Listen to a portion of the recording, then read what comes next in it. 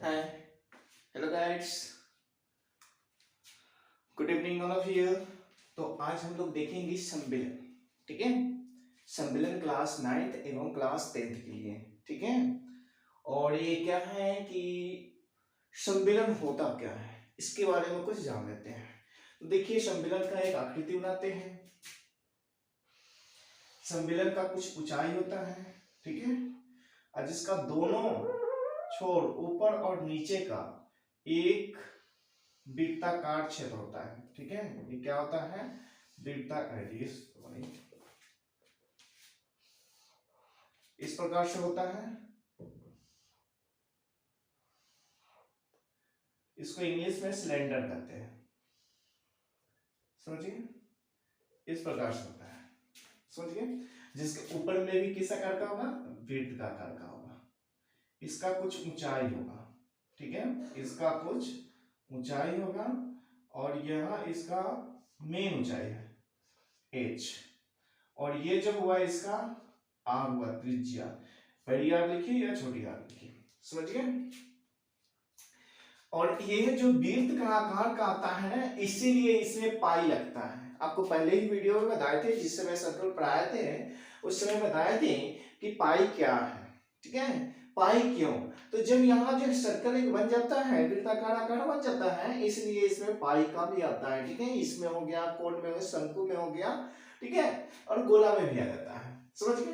तो इसमें मात्र 3 को सूत्र याद करना है। एक है वक्र क्षेत्रफल, दूसरा कोण क्षेत्रफल और तीसरा आयतन। तो वक्र क्षेत्रफल पाई आर स्क्वायर एच, कोण क्षेत्रफल क्या होता है? 2 pi r into r plus h, और आयतन होता है पाई आर स्क्वायर एच। ठीक है, और यह क्या होता है कि यह एक इसका सपोज दैट कि आप एक पाइप लेते हैं जो चारों ओर से क्या होता है? राउंड होता है। फिगर क्या होता है उसका? राउंड होता है और बीच में होल होता है। ठीक है, अगर उस पाइप में पानी कितना है, पानी के कुछ हाइट दे दिया है, उसका आयतन निकालने के लिए बोलेगा तो हम उसमें से निकाल सकते हैं।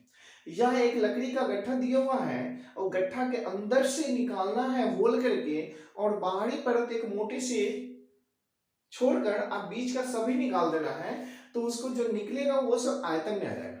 समझ गए? तो एक ठोस आकृति होती है यह। ठीक है, और यहाँ तो इसका जो है, जब बाहरी पृष्ठ क्षेत्रफल अगर इसकी घेरा निकालेंगे तो घेरा निकालेंगे तो पृष्ठ क्षेत्रफल निकल जाएगा। अगर इसको कवर करने के लिए निकालेंगे, अगर मान के चलिए कि एक पाइप है जिसको कवर करना है या पेंट करना है, कलई करना है, तो उसमें पृष्ठ क्षेत्रफल निकालेंगे तो उसका क्षेत्रफल निकल जाएगा पेंट का। ठीक है, अगर पूर्ण पृष्ठ क्षेत्रफल निकालेंगे, जैसे कि इसके चार अंदर में भी पेंट कर दिया गया है और बाहर से भी पेंट कर दिया गया है, इसके ऊपर में नीचे से भी पेंट कर दिया, ऊपर से भी पेंट कर दिया, यानी कवर भी इसका पेंट कर दिया, तो इसमें पूर्ण पृष्ठ क्षेत्रफल निकल जाएगा। अगर इसमें कितना मात्रा आटा पानी रखिए, या एक जैसे कि अनाज रखने वाला एक होता है गोल राउंड सा, ठीक है, जिसको देहाती भाषा में कोठी बोला जाता है, अगर उसको भी, अगर गेहूं वगैरह जो भी है, अनाज वगैरह रखा हुआ है, या उसको निकालेंगे तो कितना उसकी क्वांटिटी निकलेगा, ठीक है, उसका वैल्यू, तो वो एक आयतन निकल जाएगा। समझिए, तो इसके पूरे अंदर का जो क्षेत्रफल निकालेंगे, ठीक है, अंदर के पूरे, ठीक है, कितना उसमें आ रहा है तो वो उसका आयतन निकल जाएगा। बाहर का कवर या पेंट का खर्च निकालेंगे, खर्च निकालना है पेंट का, तो वो पृष्ठफल पर निकलेगा। और पूर्ण पृष्ठफल इसका अंदर और बाहर, ऊपर और नीचे, चारों साइड से, जैसे कि ये एक मार्कर है तो मार्कर के चारों बगल से पेंट कर देंगे, इसके अंदर से भी पेंट कर देंगे, इसके इस साइड भी पेंट कर देंगे, इस साइड भी पेंट कर देंगे, तो ये क्या निकलेगा? वक्र पृष्ठफल। अगर इसका चार अंदर से भी, ठीक है, सॉरी, इसमें जब बाहर से सिर्फ पेंट करेंगे तो वक्र पृष्ठफल, और जब इसके अंदर भी पेंट करेंगे, जितना बाहर के थे और जस्ट उसके अपोजिट साइड में पेंट करेंगे, तो पूर्ण पृष्ठफल निकलेगा। समझ गए? और इसमें कितना पानी भरा हुआ है तो वो आयतन निकल जाएगा। समझ गए? तो इस प्रकार से आपको आयतन, वक्र पृष्ठफल और संपूर्ण पृष्ठफल निकालने का सूत्र बताएंगे। तो ये समझ गए, ये बेलन क्या होता है? समबेलन। ठीक है, जिसका सम बेलन यानी एकदम समान है बेलन, जिसको समझिए कि ऊपर का भी मोटाई उतराएंगे, नीचे का भी मोटाई उतराएंगे, यानी एकदम समान है। समझ गए? गोल राउंड। ठीक है, तो एक 3 क्वेश्चन है, तीनों क्वेश्चन का सॉल्यूशन करेंगे। यानी किसी, पहला क्वेश्चन है किसी सम्मेलन की त्रिज्या 7 सेंटीमीटर तथा ऊंचाई 10 सेंटीमीटर और बेलन का वक्र क्षेत्रफल ज्ञात करना है। तो फर्स्ट का सॉल्यूशन करते हैं, सॉल्यूशन, ठीक है, क्वेश्चन नंबर 1 का।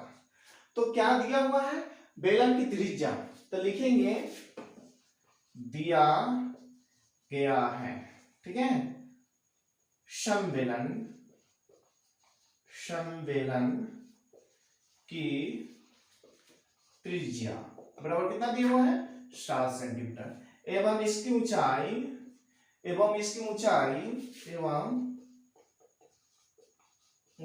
बराबर कितना है, 10 सेंटीमीटर है, ठीक है। तो यहां बोल रहा है वक्र क्षेत्रफल ज्ञात करना है। प्रश्न से क्या निकालना है, वक्र क्षेत्रफल। तो देखिए सम्मेलन का वक्र क्षेत्रफल क्या होता है, तो लिखेंगे सम्मेलन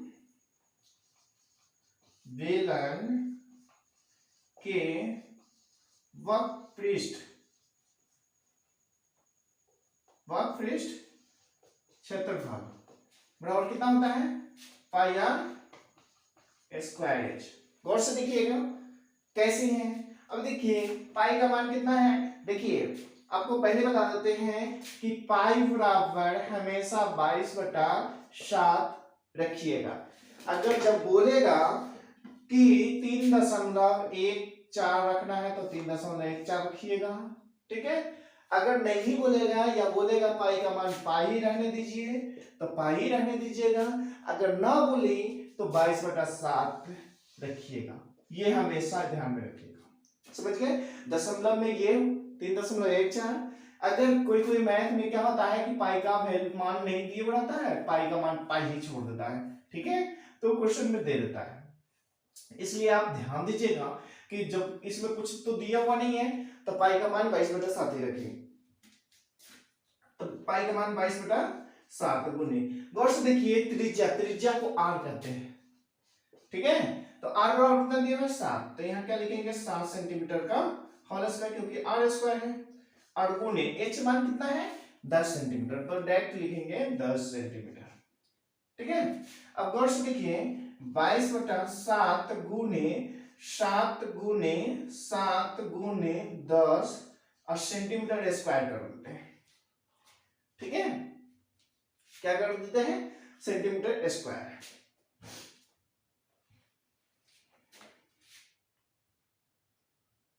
एक minute, pi square H,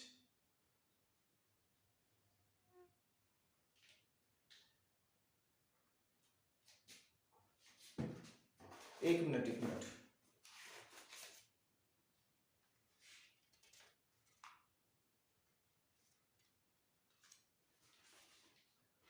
sorry, वही तो हम कह रहे हैं कि क्या है, 2 पाई आर एच होता है। सॉरी, ये जो है देखिएगा 2 पाई आर एच, समझ गए, 2 पाई आर एच, और ये पाई आर स्क्वायर होता है, ठीक है।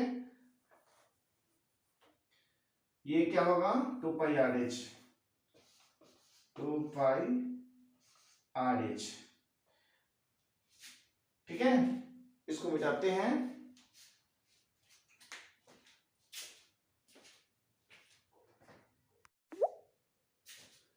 तो देखिए दिया गया है सम्मेलन के आधार का क्षेत्रफल। तो आधार का क्षेत्रफल क्या होता है, पाई आर स्क्वायर, ठीक है।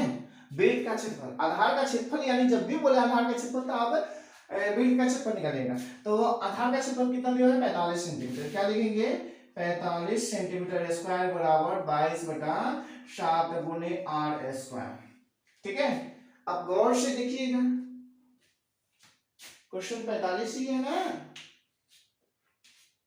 आधार का क्षेत्रफल 45 सेंटीमीटर है और ऊंचाई 10 है, तो बेलन का आयतन ज्ञात करें।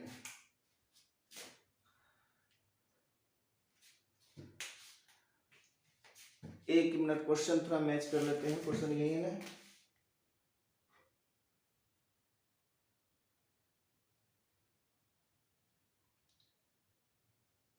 हाँ ठीक है। अब देखिए तो क्या करेंगे कि यह जो है गुना में है तो इधर भाग में ले आएंगे, 45 सेंटीमीटर स्क्वायर, ठीक है, गुने 7/22, ठीक है, बराबर कितना आर स्क्वायर। ये अंश जो है हर में, हर जो है अंश में बदल गया, तो ये कितना लिखेंगे, वर्ष देखिए 45 गुने 7/22 सेंटीमीटर स्क्वायर बराबर कितना आर। आर अगर स्क्वायर हटाते हैं तो इधर रूट चढ़ाएंगे, ठीक है, तो इसलिए आर बराबर कितना, रूट अंडर 45 गुने 7/22 सेंटीमीटर। समझ गए।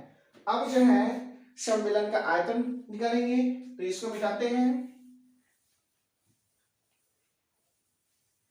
अगर इतना नहीं निकालना है तो इतना ही रहने दीजिए, क्योंकि आपका सूत्र होता है, तो इतना ही रहने दीजिए, इसको मिटा दीजिए, इतना ही रहने दीजिए, बहुत ही इजी रहेगा, आपको रखने में भी आसान रहेगा। ठीक है, अब जो है नीचे में निकालेंगे सम्मेलन का आयतन बराबर कितना होता है, पाई आर स्क्वायर एच। अब देखिए 22/7 गुने आर स्क्वायर का मान कितना है, 45 गुने 7/22 सेंटीमीटर, अब गुने एच का मान कितना है, सेंटीमीटर स्क्वायर है, सेंटीमीटर स्क्वायर गुने एच का मान कितना है, देखिए तो 10 सेंटीमीटर। ठीक है, दिख रहा है, ये छोटा तंगा लिख देते हैं जिससे दिखे 7/22 सेंटीमीटर स्क्वायर अब गुने 10 सेंटीमीटर। ठीक है, अब देखिए ये 7 से ये 7 कैंसिल, ये 22 से ये 22 कैंसिल, ये 450 सेंटीमीटर क्यूब। आयतन हमेशा क्यूब में आता है। अब देखिए 45 गुने 10 तो 450 सेंटीमीटर क्यूब आंसर हुआ। समझ गए, यही आंसर हुआ। ठीक है, तो इसका आपका तीनों मैथ बढ़ गया और इसमें अच्छे से समझ भी में आया होगा। अगर कोई ऐसा न समझ में आया तो आप कमेंट करके पूछ सकते हैं। ठीक है, थैंक यू एवरीवन।